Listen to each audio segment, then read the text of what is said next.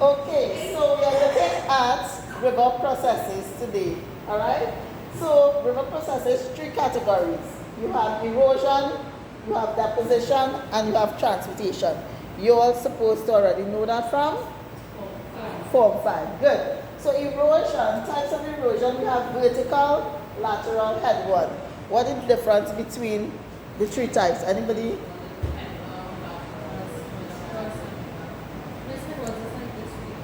All right, so vertical erosion, and we call this the types of erosion, that is the deepening of the river, right? So the action is on the river bed. You all understand that? Right? So it is where you have erosion of the bed, deepening of the river. This happens in the upper course of the river. Then you have lateral erosion, also referred to as horizontal erosion, right? But we refer to it lateral erosion. That results in the widening. It is erosion of the sides, the banks of the river. Everybody understand that? Yes. And then headward erosion, that is erosion of the river upstream. So that is how we have waterfalls being created. You all understand that? So when waterfalls are created, you'll notice that the river retreats upstream. So picture Niobe, right? Waterfalls, right? Where you have waterfalls like Moran, you have softer rocks. That softer rock that is being eroded, it's going to create that upstream erosion. You all following? Anybody not clear? No, it's not. Because remember, the other two types, one is deepening of the bed, one is widening of the sides. However, headward, it's upstream. The others take place downstream. You understand? So, right? So then you have processes of erosion, and there are two categories in terms of processes of erosion. You all have direct and we have indirect. What does direct mean versus indirect? Right, direct means in contact with the bed and banks of the river. Indirect would be attrition, right? That is where it is actually on the particles themselves in the river. Yeah? So let us go with hydraulic action. And these processes are also the same for what topic? Coast. So if you are remembering Form 5, it is the same erosional processes. One happens in the coastal environment, one happens in the river environment, but they are both the same types of processes. Just the way that it happens in the river environment would be along the beds and the banks, whereas in the coastal environment it will be against the cliff face or headlands. Everybody following that? So hydraulic action, somebody read that and then explain to me, because you're supposed to remember or have an idea from Form 5, page 229. So hydraulic action, somebody want to explain? Mm-hmm.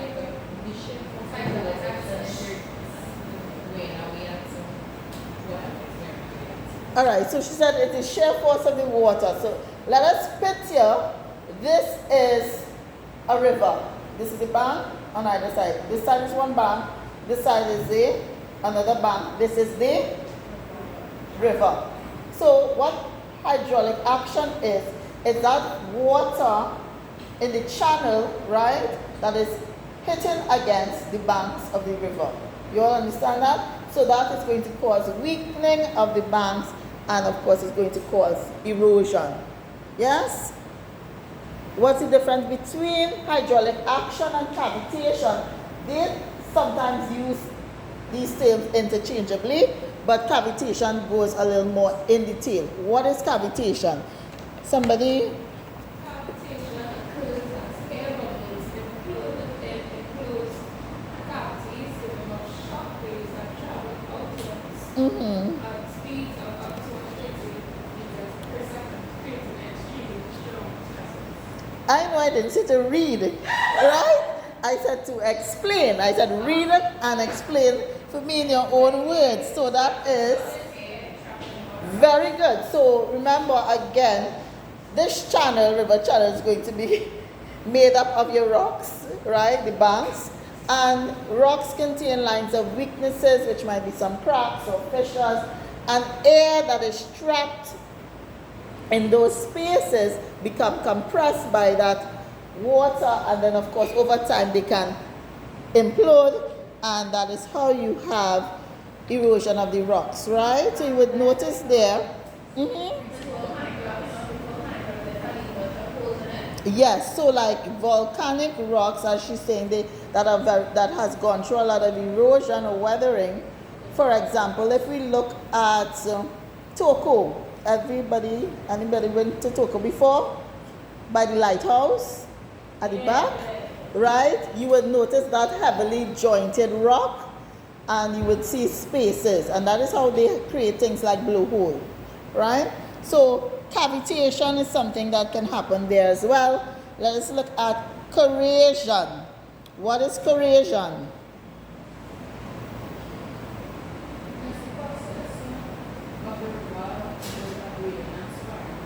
But you all know I said not to read. Explain. Right. Good. So it is in the channel you have what we call the river load, or the river material that is going to hit against the banks of the river or scour along the bottom, which is the bed of the river, and that way it erodes, and this can cause things like potholes. You all ever heard about potholes in rivers?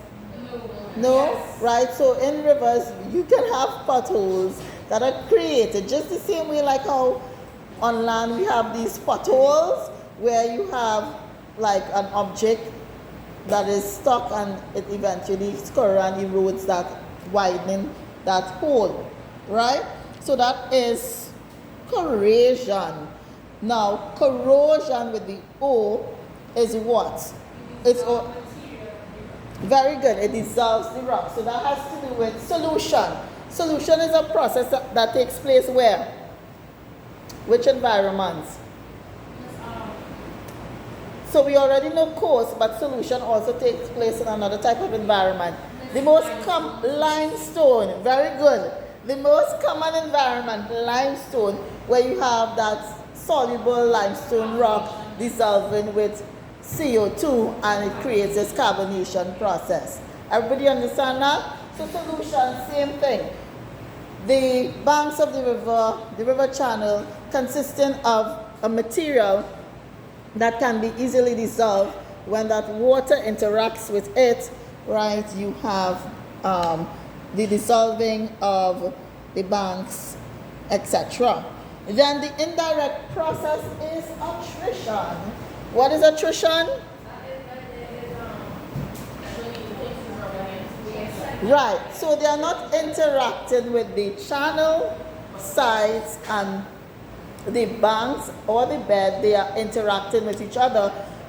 So you'll ever stand in a river and feel the material or the river load moving or just hopping over your feet, yes. And when the current is strong, like where you have rapids. Yeah. So that is going to create more rounded particles. Everybody understand that?